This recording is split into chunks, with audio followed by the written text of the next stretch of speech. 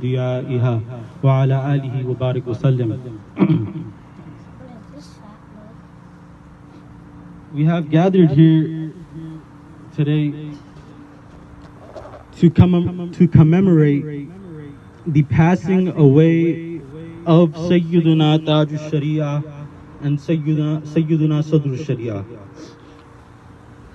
Now, whenever the passing away, the date of passing away of one of our buzurg, of one of our pious ulama, when that date comes, you see that there's a lot of people arranging urs mahafil. They are arranging mahafil, they are arranging gatherings to remember those certain people. Now, a lot of people have this confusion. They say that the Quran and Hadith is enough. Why do you have to remember these people? Why do you have to remember the awliya kiram? Why do you have to remember the pious individuals? But what they are saying, this is directly against the Holy Quran. In the Holy Quran itself, again and again, Allah subhanahu wa ta'ala mentions the history of the pious individuals. He mentions the history of Sayyidina Musa. He mentions the history of Sayyidina Ibrahim.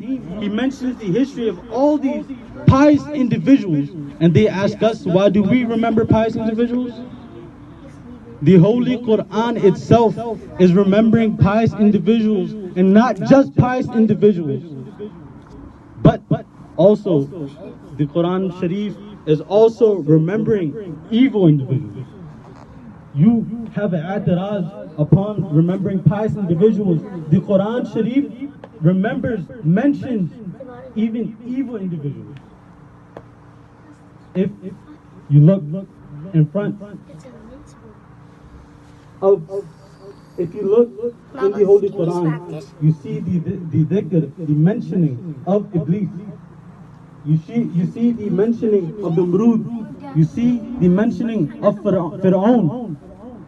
Do you not? This is something known. Everybody knows that these people, these individuals, these evil, disgusting individuals are mentioned in the Holy Quran. This is agreed. Our Quran is no different. The Kalam is no different. The Kalam that we read is no different than these people who are having this i'tiraz.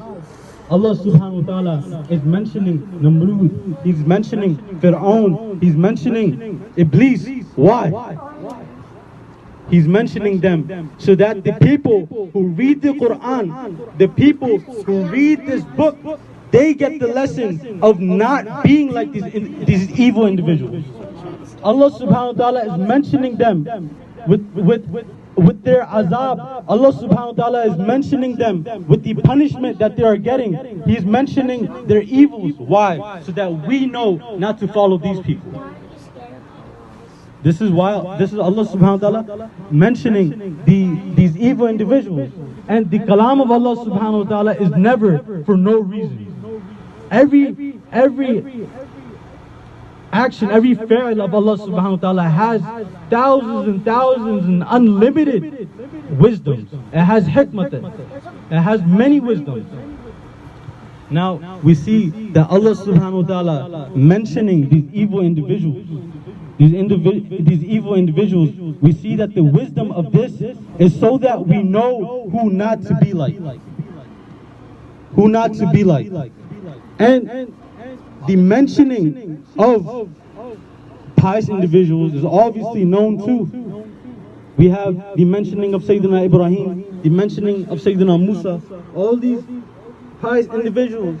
So we get from this that the mentioning of pious individuals, this is not a waste of time, but this is an